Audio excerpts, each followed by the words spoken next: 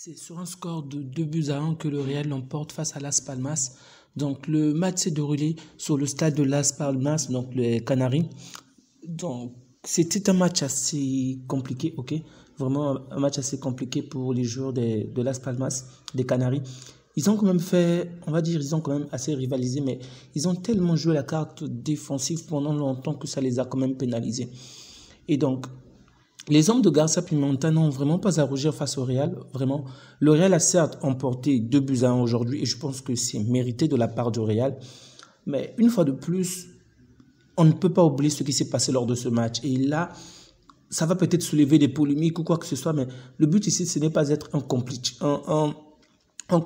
ou quoi que ce soit, mais il y a eu une action de jeu vraiment, alors là, claire et nette lors de la première période. Et la faute n'a pas été sifflée. Un penalty une fois de plus en faveur de l'équipe adverse qui n'a vraiment pas été sifflé.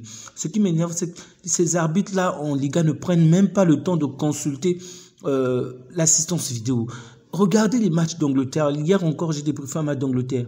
Même si l'action n'est pas assez dangereuse, même s'il y a quoi que ce soit, ils prennent quand même le temps d'écouter l'assistance vidéo ou encore d'aller voir. Mais en Espagne, on ne le voit vraiment pas.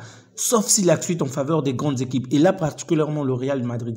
Vraiment, ça me déçoit encore en regardant le match du Real. Mais bref, dans tous les cas, ce n'est pas à cause de ce penalty que cette équipe-là a peut-être perdu. Mais une chose est sûre, l'impact dans le jeu aurait vraiment... Le match aurait pu prendre une autre tournure. Parce que le score était à 0-0 et l'équipe s'était quand même relevée face au Real. Bref, dans tous les cas, ils n'ont pas obtenu le penalty. C'est le Real qui l'a obtenu. Il y a bien évidemment eu également par rapport à certaines actions, des cartons qu'on aurait pu distribuer par exemple à Rodrigo qui avait déjà un carton jaune, à Camavinga qui avait commis plusieurs fautes, qui n'a pas obtenu de carton. Mais bon, c'est le match, on va laisser couler une fois encore.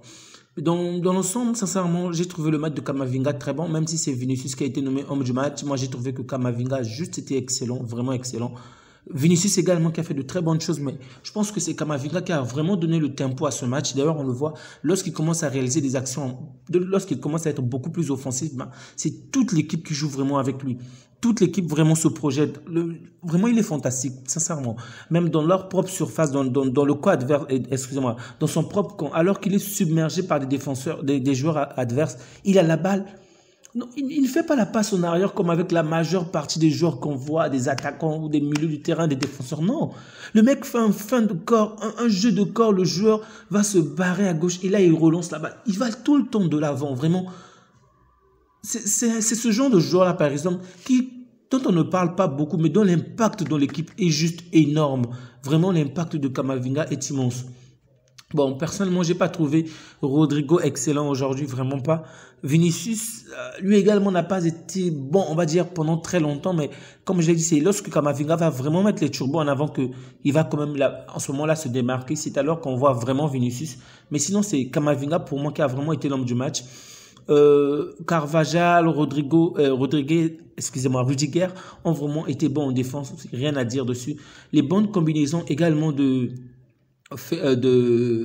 Garcia et Vinicius, là, c'était très bon en termes de doublement, se dédoubler, prendre la projection de la balle, le jeu sans ballon ou avec le ballon pour ces deux joueurs-là de leur côté, c'était vraiment bon. Kroos toujours avec de très belles passes, d'ailleurs, c'est lui qui est passeur sur le but de Tchouaméni. Donc, pas grand-chose à dire, c'est juste que cette équipe-là, je pense qu'aurait été plus forte si, selon moi, Rosselló avait été titularisé dès le départ, mais bon. Je pense que, je ne sais pas pourquoi on préfère mettre toujours un autre joueur à sa place, mais bon, dans tous les cas, il n'a pas pu marquer aujourd'hui, mais son impact également a été d'une grande aide parce qu'il y avait un certain point de fixation. Une fois qu'il est rentré, il y a vraiment eu la différence offensivement parlant, par rapport à lorsqu'il n'était pas là. Donc, c'est maintenant le Real qui prend la première place, ok, avec 2 points d'écart sur Girona, sur Gérone, si vous voulez, mais... En tout cas, c'est fini. Je ne vois vraiment pas Girona renverser la tendance, ni même ce Real de Madrid céder cette place-là. Quant au Barça, on va bientôt jouer contre Villarreal et je dois vous dire de toute sincérité, je n'ai vraiment, alors là, vraiment pas confiance en notre équipe. Bref, prenez bien soin de vous et on se dit à bientôt. Au revoir.